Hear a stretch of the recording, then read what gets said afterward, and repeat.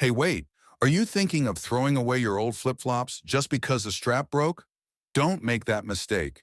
With just a few simple tricks, you can easily fix them at home. Tip 1. Fixing a torn flip-flop strap. First, push the torn strap back through the hole of the flip-flop.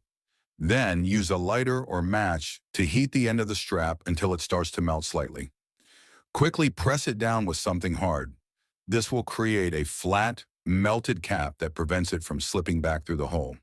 Just like that, your flip-flops are ready to use again and will last much longer. Tip 2. Stop wasting hand wash. Tired of your hand wash running out too quickly because too much comes out with just one pump? Here's a quick fix. Take a small piece of plastic tubing and cut it to size. Then, fit it over the pump's nozzle.